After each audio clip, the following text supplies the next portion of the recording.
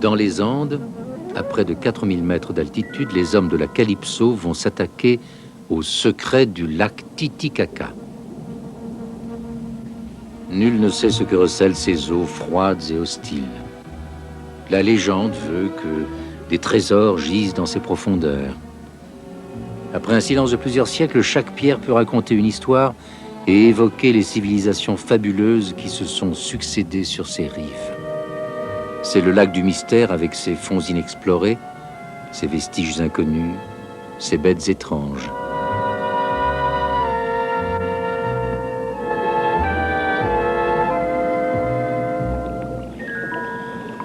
La vie s'est accrochée ici malgré l'hostilité implacable et elle a pris des formes de cauchemar.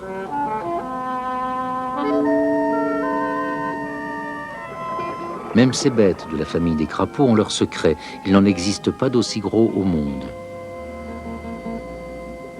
Les énigmes et les légendes hantent les bords du lac Titicaca.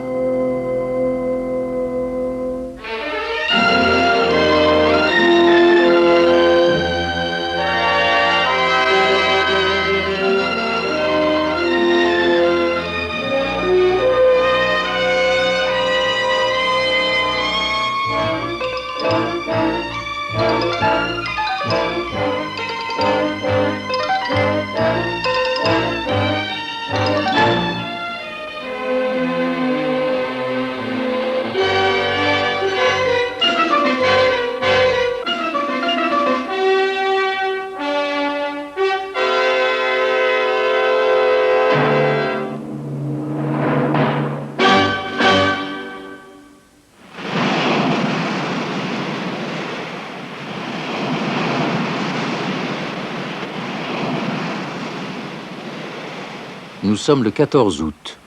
Sous les eaux houleuses du Pacifique, une équipe de plongeurs explore un récif profond. En surface, la Calypso est le jouet de la houle.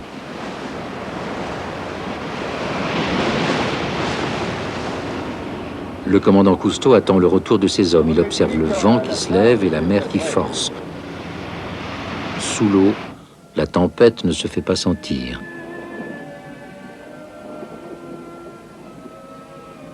Les courants et la marée brassent la mer selon des cycles réguliers. Les habitants du récif sont familiarisés avec ces rythmes.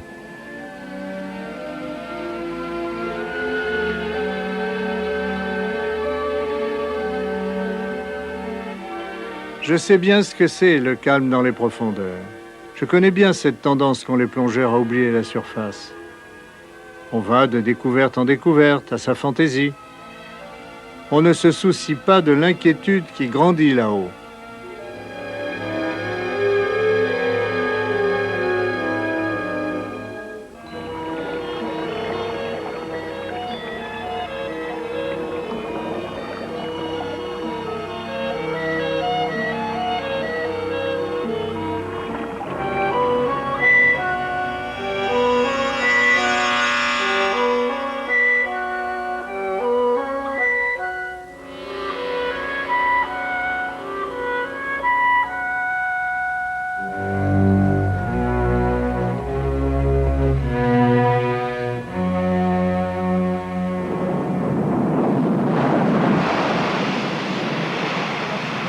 Comme il arrive souvent à la mauvaise saison, le temps peut changer très vite. Je rappelle les plongeurs qui ne se rendent pas compte à quel point c'est urgent. Dans quelques minutes, la récupération deviendrait problématique.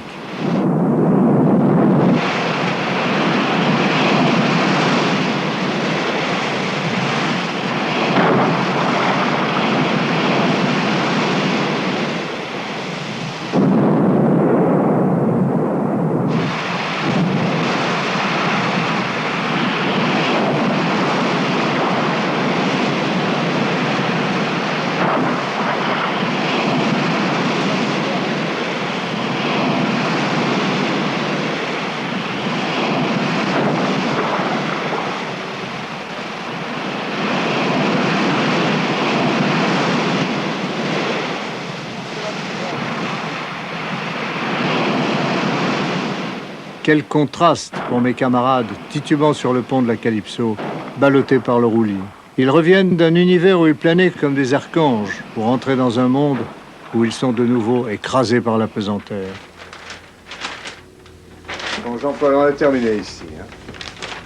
Alors, on va mettre en route sur le Pérou, puisque dans 6 semaines, déjà, ce sera la saison des pluies sur le lac Titicaca.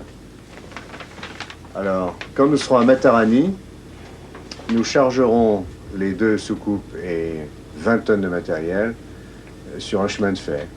Et le chemin de fer traversera les Andes pour aller jusqu'au lac. Pourquoi le lac Titicaca? Évidemment, il y a l'attrait du nom, mais enfin, ça ne suffirait pas. Ensuite, pour nous autres plongeurs, plonger à presque 4000 mètres d'altitude, c'est quelque chose d'entièrement nouveau. Nous connaissons très mal les règles de la physiologie de la plongée à haute altitude. Ensuite, on sait très peu de choses sur le lac lui-même, sa profondeur, la vie qu'il contient, ses origines géologiques. Il y a aussi des problèmes d'archéologie. Il est certain que nous sommes en zone Inca. Il y a tout autour du lac des constructions géantes, des temples. Est-ce que ces constructions ont des prolongements subaquatiques dans le lac? Nous n'en savons rien.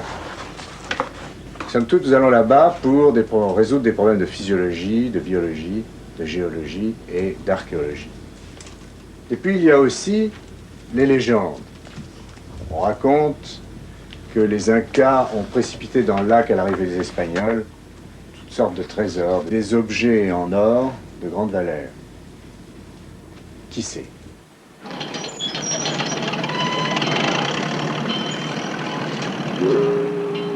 Sur les quais du port péruvien de Matarani, un train spécial est prêt à transporter les 17 hommes, 20 tonnes de matériel et les 2 soucoupes plongeantes vers des cols atteignant 4400 mètres.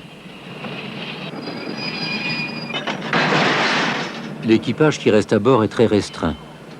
Les autres quittent le décor familier du bateau, impatients d'entreprendre cette expédition terrestre. On laisse Zoom à bord, car l'on craint ses réactions dans un pays où le guetteraient des incidents de toutes sortes. Au départ, nous mettons l'altimètre à 0. À chaque tour de cadran, nous nous serons élevés de 1000 mètres. Le train gravit un versant abrupt. Nous sortons de l'éternel brouillard de la côte pacifique pour déboucher au soleil qui ne nous quittera plus. Voilà plus de 4 siècles que les infatigables Espagnols de la conquête, enragés par la fièvre de l'or, ont franchi ces montagnes. Ils ont procuré à la couronne d'Espagne un monceau de richesses, mais au prix de destructions irrémédiables.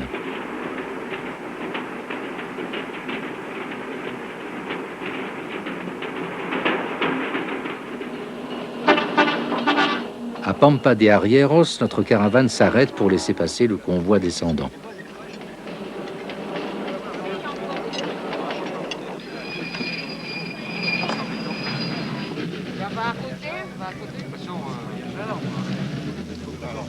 Nous regardons les Indiens Aymara qui nous regardent à leur tour. Notre mutuelle curiosité est grande, mais la possibilité de nous comprendre est très limitée. Nous nous sentons séparés par un abîme comparable à celui qu'il y a entre la hauteur des Andes et les profondeurs de la mer. Les Incas ont construit un vaste réseau routier à travers les montagnes. Mais le Pérou moderne a accompli un exploit comparable en lançant des voies ferrées dans ses défilés vertigineux.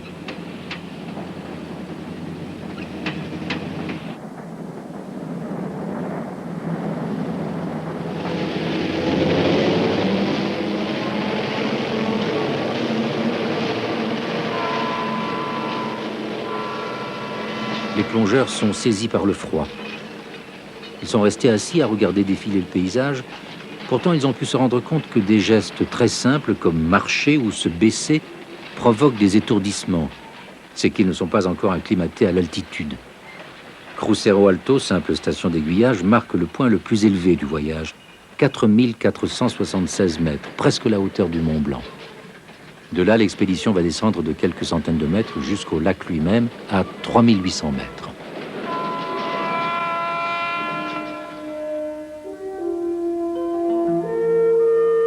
Le lac apparaît comme une mer au milieu des montagnes. Long de 225 km et large de 60, il a la même superficie que la Corse, 7000 km². C'est l'étendue d'eau navigable la plus haute du monde.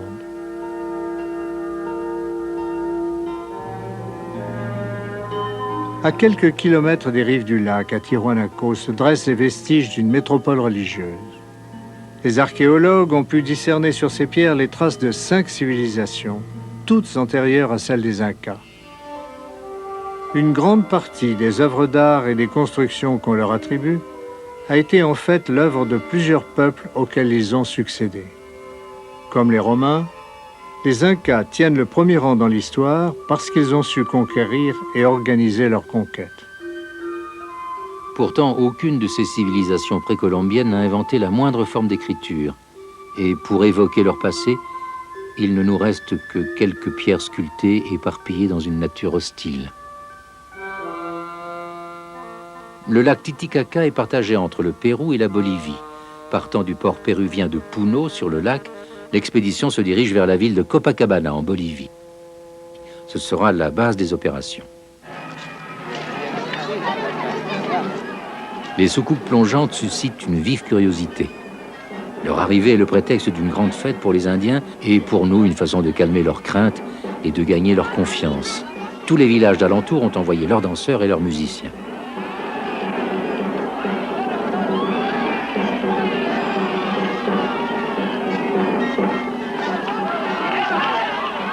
Rites païens et cérémonies chrétiennes se confondent. Les soucoupes sont bénies et parées comme pour un baptême.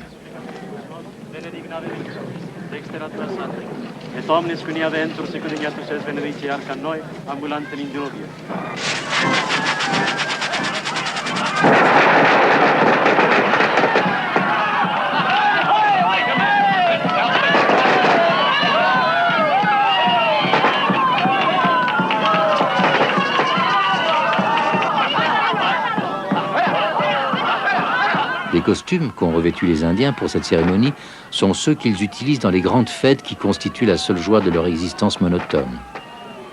Beaucoup de ces déguisements et de ces masques évoquent leurs anciens maîtres espagnols. C'est aussi l'occasion de chanter, de danser et surtout de boire.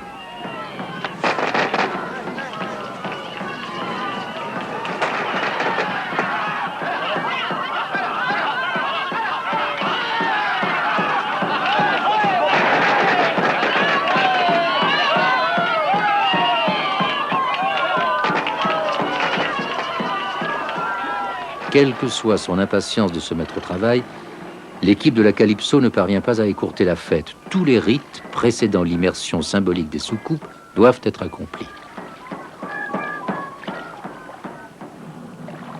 À bord du ponton qui nous servira de plateforme de plongée, nous éprouvons le sentiment d'avoir changé de planète. Le poids de notre équipement nous demande un effort physique considérable. À cette altitude, la moindre besogne nous épuise.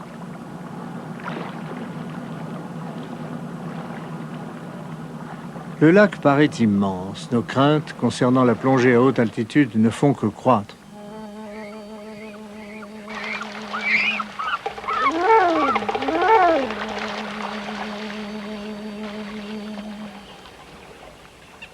Nous regardons évoluer les cormorans. Dans les raréfiés des Andes, les cormorans, normalement si agiles, ont peine à décoller de la surface du lac.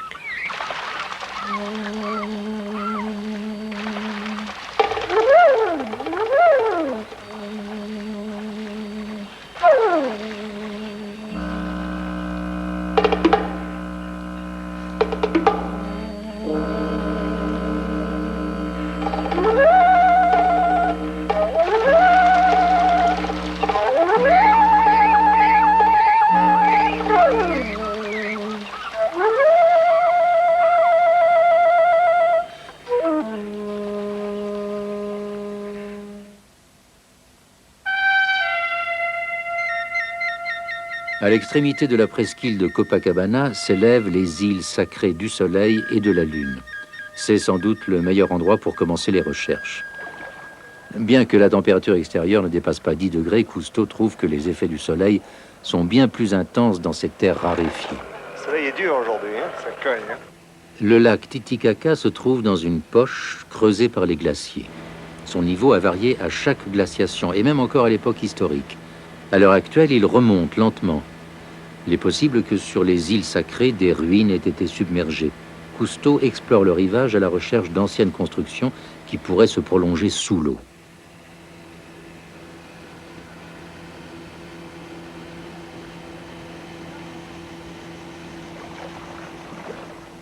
À bord du ponton, l'équipe se prépare à une plongée d'essai. Il faut voir dans quelle mesure l'altitude influe sur les possibilités de travail dans l'eau.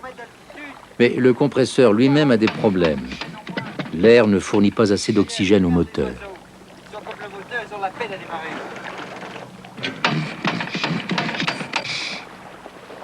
Le docteur a trouvé le remède.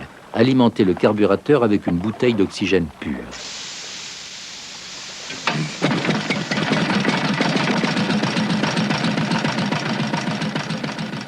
Delmotte et Deloire seront les premiers à plonger. Ils se sont habillés lentement, car même ces gestes familiers pour s'équiper deviennent ici très pénibles. Pour qu'un homme puisse travailler avec efficacité à cette altitude, il faut que le nombre de ces globules rouges augmente, ce qui demande quelques semaines. Mais en outre, que la taille des poumons et son métabolisme se modifient, et le corps humain ne s'adapte complètement à de pareilles conditions qu'au bout de 3 générations au moins. Nous voulons filmer cette plongée expérimentale pour contrôler les réactions des plongeurs. Nous avons même craint que nos amis perdent connaissance épuisés, sous-oxygénés. En fait, la pression qui règne sous l'eau vient à leur secours. En surface, la pression atmosphérique est à peu près la moitié de ce qu'elle est au niveau de la mer. À chaque inspiration, les poumons ne reçoivent que leur demi-ration d'oxygène. À la profondeur de 4,50 m, l'air fourni par le détendeur atteint de nouveau la pression d'une atmosphère. La dose d'oxygène redevient normale. Aussi, tandis qu'ils s'enfoncent lentement, les plongeurs éprouvent un bien-être inattendu. Une prairie immergée d'un vert cru s'étend à perte de vue dans les profondeurs. À cette altitude, l'atmosphère est très raréfiée et très sèche, la lumière intense. Les rayons du soleil pénètrent profondément dans le lac et favorisent la photosynthèse et donc la végétation aquatique.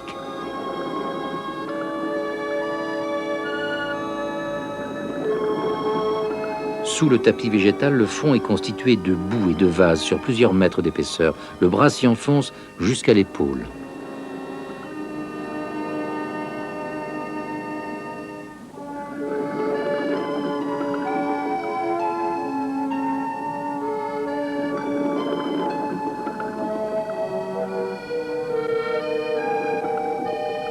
Le lac a la réputation d'être très poissonneux. Ce n'est pas tout à fait l'impression qu'il donne en plongée. Les poissons n'y circulent pas en banc serré. Dès que nous regagnons la surface, nous sommes de nouveau exposés aux fatigues de l'altitude. Nous explorons un domaine nouveau, la plongée en haute montagne. Elle a ses règles particulières que nos physiologistes ont définies en théorie à Marseille, mais que nous devons vérifier dans la pratique. Après une plongée profonde, pour éviter les accidents de décompression, il faut marquer des temps d'arrêt avant de faire surface.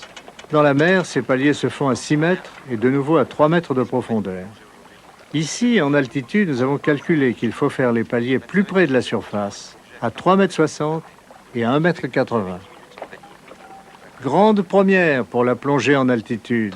Nos tables de décompression modifiées pour le lac Titicaca à 3800 mètres d'altitude se sont avérées exactes.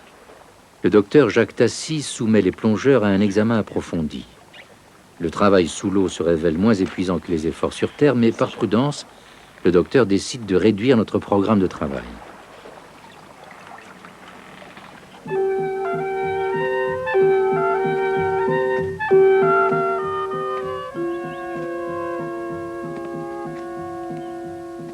L'île du Soleil et l'île de la Lune semblent avoir joué un rôle primordial dans la vie religieuse et dans la vie civile des Incas. L'île du Soleil est couverte de vestiges. Sur l'île de la Lune se situe le temple des Vierges Vestales. l'équipe de la Calypso relève les dimensions exactes du temple. Frédéric Dumas, notre spécialiste de l'archéologie sous-marine, s'émerveille de la technique de la construction. Ces blocs de pierre aux angles multiples s'emboîtent avec une telle précision qu'une lame de rasoir ne peut s'y glisser.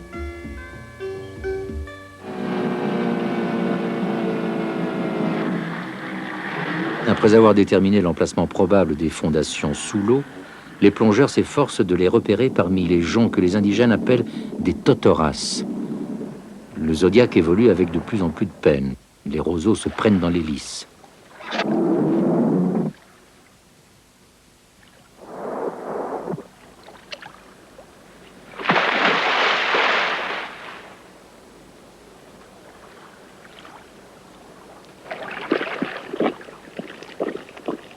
Jean, riant, se fraye un chemin à travers toute cette végétation.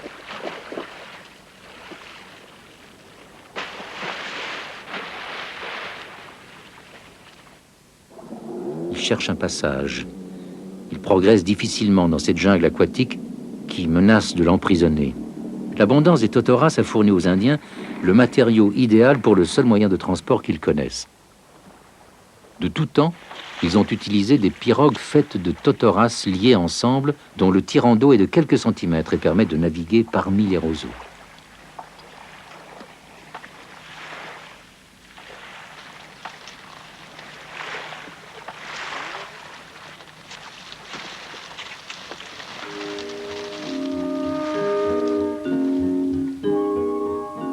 Frédéric Dumas tombe sur un énorme monolithe au bord de l'eau.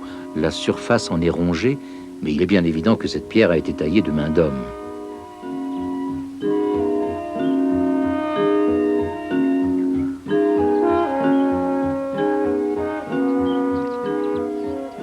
D'autres pierres taillées amènent Dumas jusqu'à un serpent sculpté aux yeux saillants. C'est un cobra, un serpent à lunettes, bien reconnaissable. Que vient faire dans ces montagnes l'image de ce serpent des terres chaudes?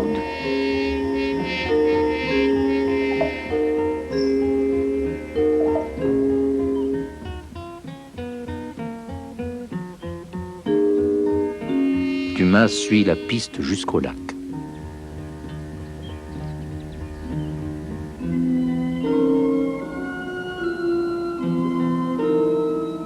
Ces murs sont le prolongement des constructions découvertes sur le rivage.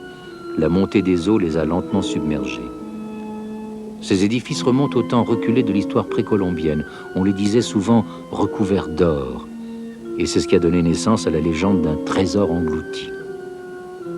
Ces quelques pierres dissipent à jamais les fables qu'elles ont inspirées. Peu à peu, nous espérons compléter l'inventaire des ruines immergées.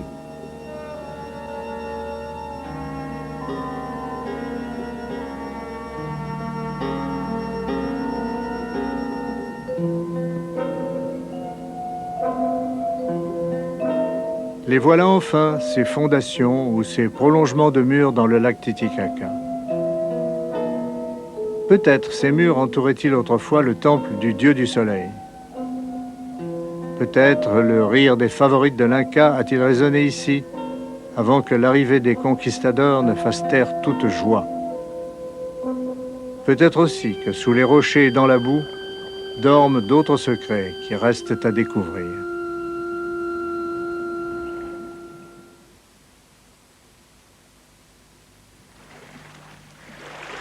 Pour les gens du lac, tout ce qu'ils ne comprennent pas est un cas. Leurs renseignements n'ont pas grande utilité, mais ils nous conduisent au vieil homme du lac, né sur l'île du Soleil. Il vit sur ces rivages depuis 86 ans.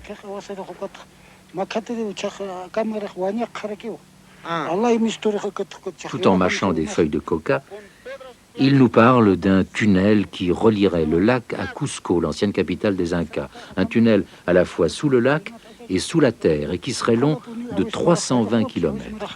On nous a déjà raconté ça. On nous a aussi dit qu'il y avait une chaîne d'or de 10 ou 15 km de long, reliant sous l'eau l'île du Soleil et l'île de la Lune. Qu'est-ce qu'il peut bien y avoir de vrai là-dedans?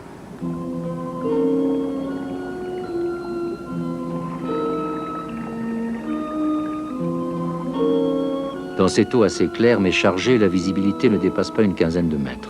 Le fond est généralement encombré d'une masse de pierres empilées, couverte d'algues. Jean Riant remarque des débris, des morceaux de poterie couverts d'algues que l'on distingue à peine des rochers environnants. Les tessons de poterie sont aux archéologues ce que les pépites sont aux prospecteurs. J'ai trouvé beaucoup de poterie au cours d'autres expéditions. Cela m'a enseigné la prudence. Tout ce qu'on peut constater ici, c'est que le dessin qui figure sur ces fragments a un caractère assez primitif.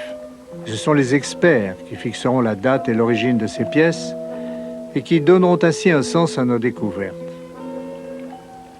Des objets usuels offrent souvent une meilleure image du passé que des joyaux enfouis dans les tombes royales.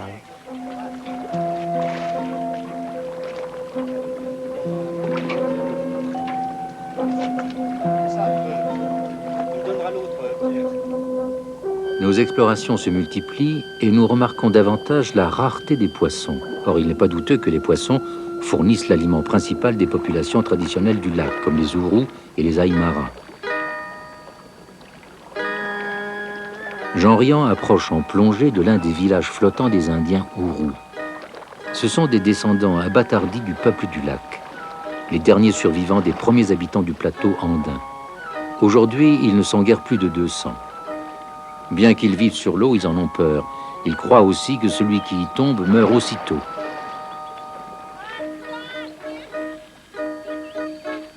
Mais Riant finit par se hisser à bord de l'île flottante. Les totoras servent à tout. C'est le légume, le fourrage, le combustible, le matériau pour les huttes, les bateaux, et pour l'île flottante elle-même. Lorsque les premières couches sont pourries, on étale par-dessus d'autres joncs fraîchement coupés.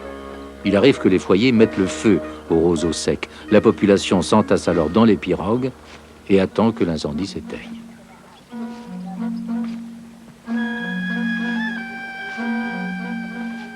Pour un peuple farouche et superstitieux, Riant représente le monde incompréhensible de la société moderne. Jusqu'à présent, les Indiens ourous ne voulaient pas qu'on les photographie. Car selon une croyance répandue chez de nombreux peuples, l'appareil photographique prend les âmes en même temps que les images.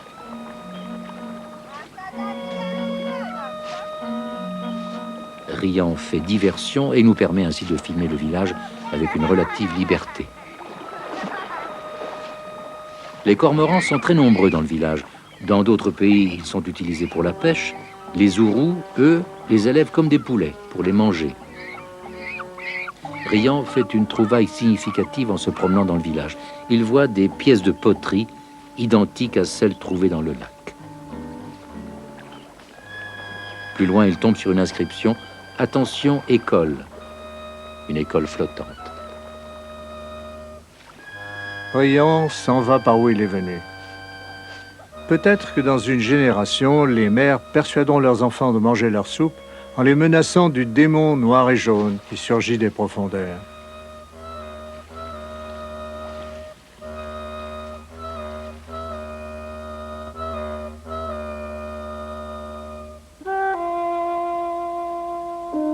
L'une après l'autre, les civilisations se sont épanouies ici avant de disparaître. Elles ont laissé bien des énigmes.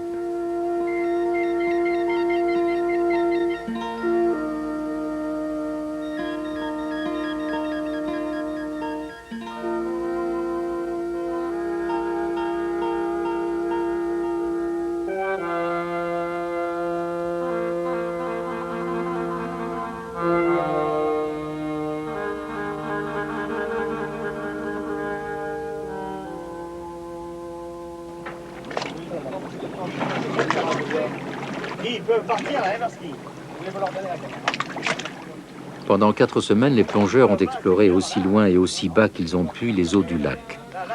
Maintenant, ce sont les soucoupes plongeantes qui vont poursuivre les explorations. Pendant qu'on les met au point, les plongeurs commencent leur enquête sur la faune.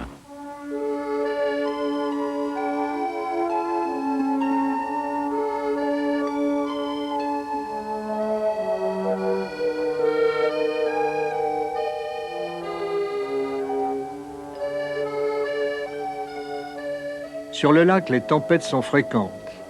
Nous découvrons l'épave d'un petit vapeur et dans cette épave, un crapaud.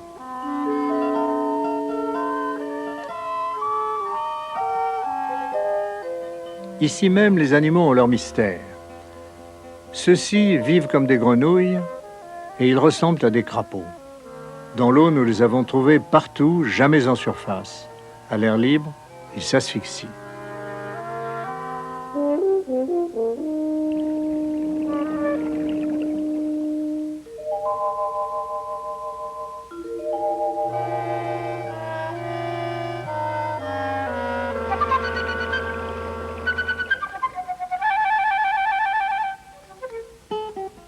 Répondant au nom scientifique et barbare de Telmatobius culeus, ces crapauds sont uniques au monde par leur taille et par leur comportement.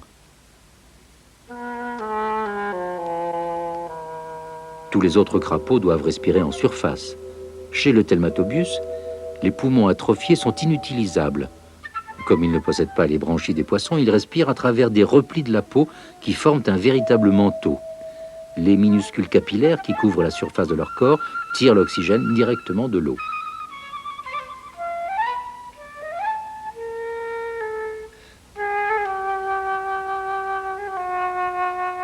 Qu'est-ce qui a bien pu amener nos amis les crapauds à vivre sous l'eau? Sans doute, l'air raréfié des Andes ne leur fournissait pas assez d'oxygène. Pendant que leur taille s'accroissait, leurs poumons s'atrophiaient, et peu à peu, ils se sont mis à respirer par la peau.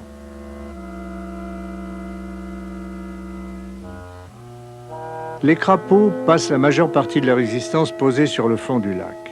Immergés et muets à jamais, ils ne coassent pas. Les plongeurs de la Calypso ont eu la chance de surprendre leur danse d'amour.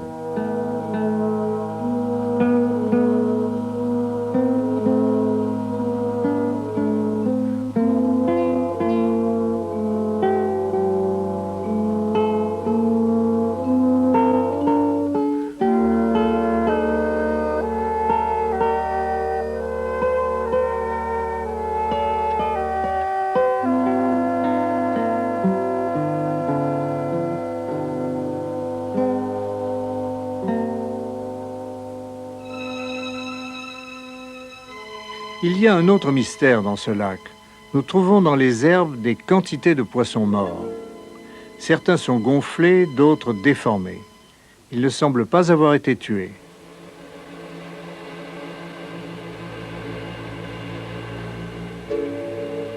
Les crapauds se nourrissent surtout d'insectes aquatiques et de petits mollusques. Ils ne s'attaqueraient pas à des poissons de cette taille. Quant aux oiseaux, nombreux sur les rives du lac, ils avalent leur proie. Ce ne sont donc pas eux qui peuvent être à l'origine d'un pareil massacre de poissons.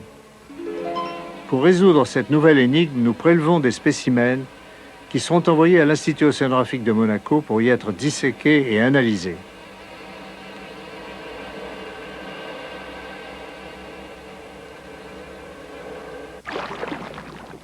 Quelle que soit la cause de la mort de ces poissons, l'équilibre biologique de tout le lac et la vie des Indiens pêcheurs seront compromis si l'on ne met pas fin à cette hécatombe.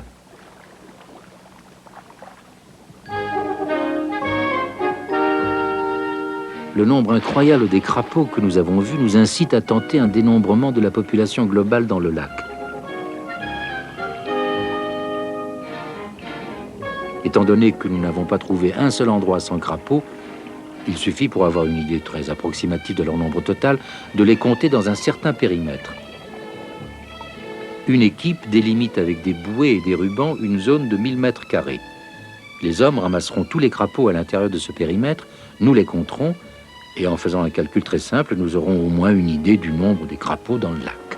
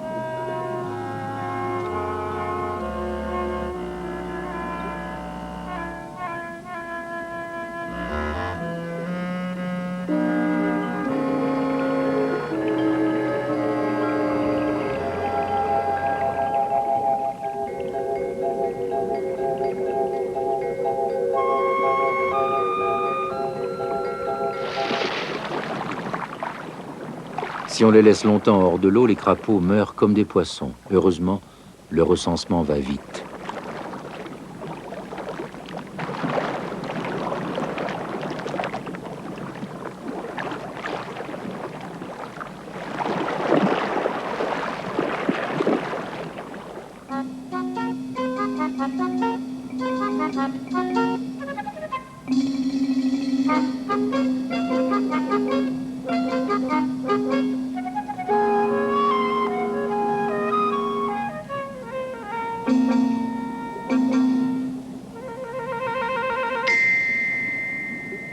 Non, pas celui-là.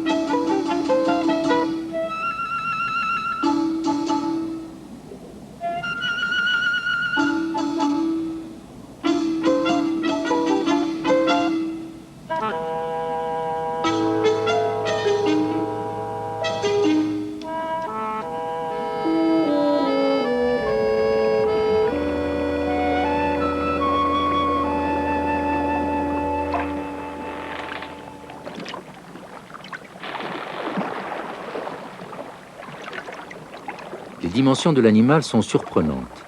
Complètement allongé, il mesure environ 50 cm. Il a les cuisses presque 2 fois plus longues que le corps. Il peut atteindre 1 kg.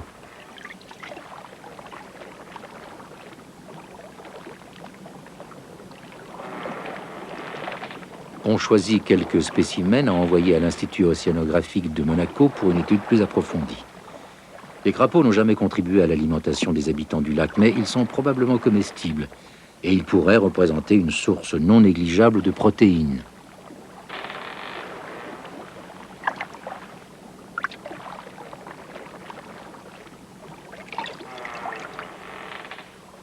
Chaque crapaud arbore des marques distinctives, des dessins, des taches qui diffèrent et des couleurs qui vont du jaune au brun foncé. Le recensement est terminé, les crapauds sont relâchés.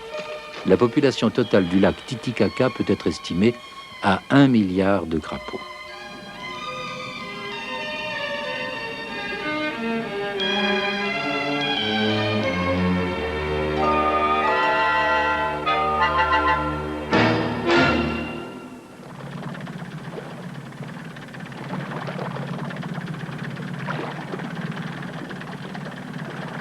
Impatient de participer à une autre expédition avec son ami Cousteau, le docteur Harold Edgerton, professeur à l'Institut de technologie de Massachusetts, prépare la mise à l'eau de son sonar spécial.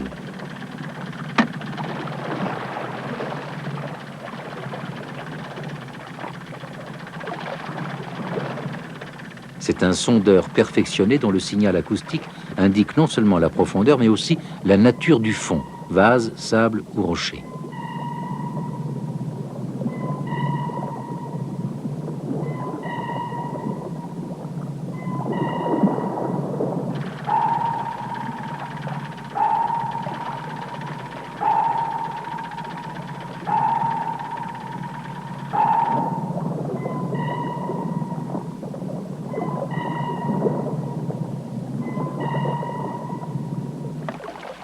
La bande d'enregistrement donne une image détaillée du fond du lac. La profondeur maximum mesurée est de 370 mètres.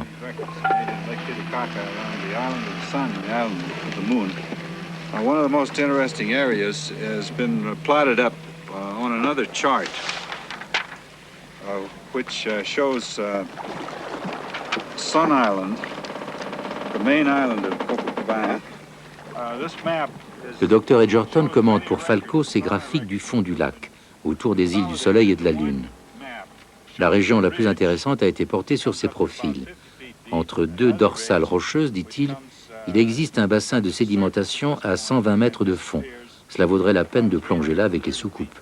Du fond plat émergent des falaises abruptes qui seront probablement intéressantes à observer. En outre, les éventuels trésors jetés dans le lac ont de fortes chances de s'être rassemblés dans cette plaine.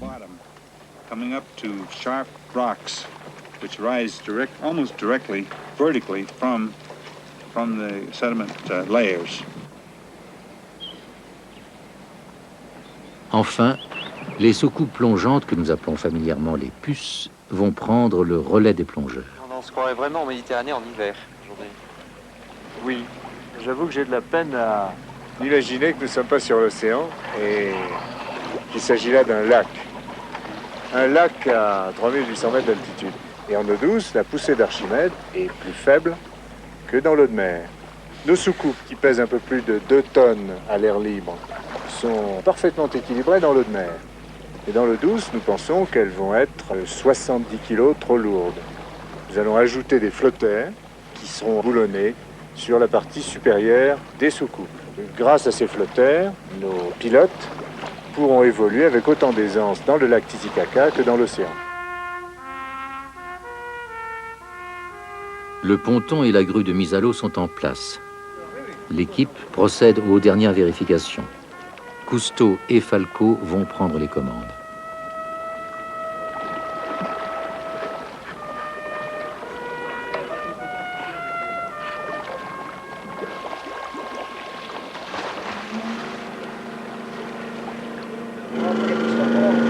Posez une question, hein.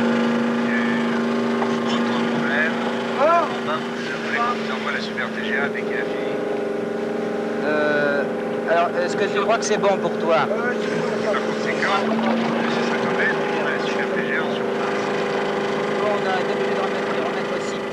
À l'intérieur, Falco signale que tout fonctionne normalement. La liaison téléphonique avec le pont est débranchée et le dernier lien avec la surface coupé.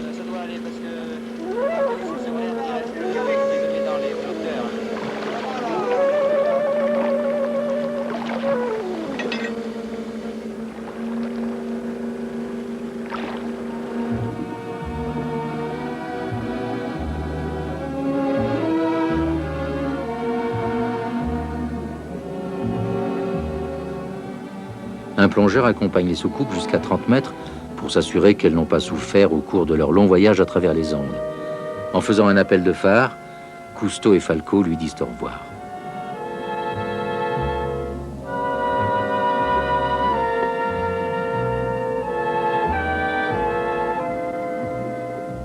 Nous avions calculé exactement la nouvelle flottabilité dans l'eau douce. Et nos engins se révèlent très maniables malgré les modifications qu'ils ont subies. Je communique mes impressions à Falco et nous décidons de nous filmer l'un l'autre pendant que nous filmerons le fond du lac. Nous nous sentons moins dépaysés dans nos sous-marins miniatures, entourés des instruments de bord familiers, que face à la désolation des Andes. Propulsées et dirigées par réaction grâce à des tuyères orientables, les soucoupes manœuvrent avec précision. Chacune d'elles porte 2 caméras pour filmer de près et de loin. Ces petits sous-marins capables de descendre à 600 mètres ouvrent de nouveaux domaines à l'exploration.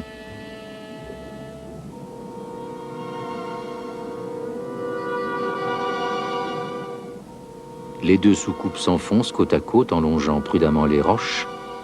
La carte dressée grâce aux enregistrements sonars du Dr Edgerton sert de guide aux pilotes. À 120 mètres, les sous-marins atteignent le bassin sédimentaire repéré par le Dr Edgerton.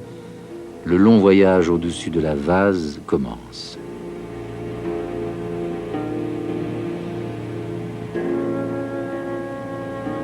Falco et moi, nous échangeons nos réflexions par téléphone sonar. Instinctivement, nous nous référons sans cesse à nos expériences sous-marines. L'eau du lac est presque aussi claire que l'eau du large en mer. Le plancton d'eau douce nous paraît à peine moins abondant. Les sédiments accumulés au fond du lac ont, selon l'estimation d'Edgerton, au moins 10 mètres d'épaisseur. Falco et moi, nous ressentons une vive émotion devant un spectacle que l'homme n'a jamais contemplé. Le fond de ce lac est resté jusqu'ici plus secret que la surface de la Lune.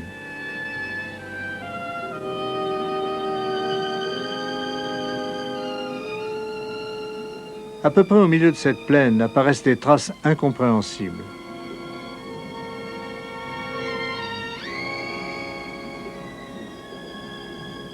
Aussitôt, nos deux sous-marins font demi-tour pour suivre ces zigzags. 6 sillons ont été tracés par nos vieux amis les crapauds. Jamais on n'avait signalé de crapauds vivant à plus de 120 mètres de profondeur.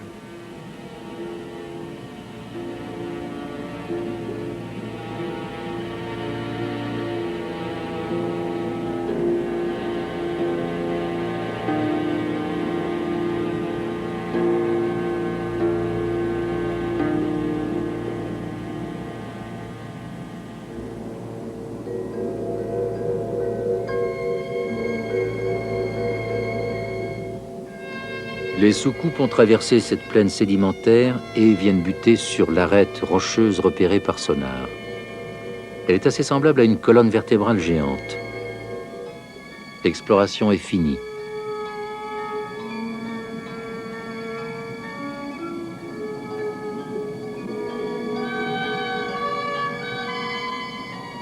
Au signal donné par Cousteau, les sous-marins remontent, laissant se dissiper au fond du lac les légendes sur les Incas et leurs trésors.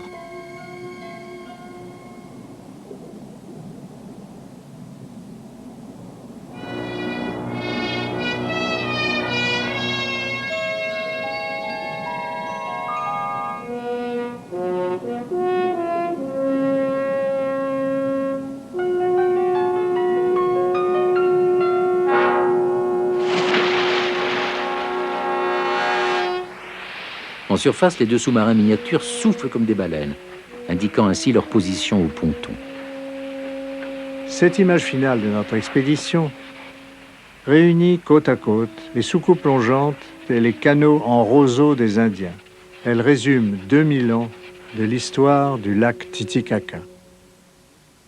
Cousteau retourne à Monaco chercher la réponse au problème des poissons morts. Est-ce que vous avez pu résoudre le mystère des poissons morts du lac Titicaca?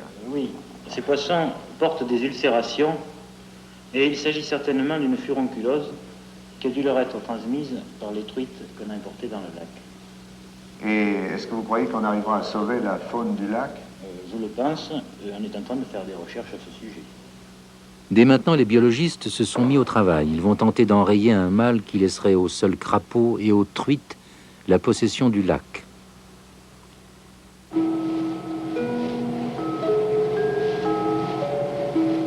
La Calypso reprend le large. Les plongeurs se retrouvent chez eux à bord. Sur le pont, 2 pirogues indiennes destinées à un musée de Californie. Le vent de la mer disperse la poussière des empires disparus.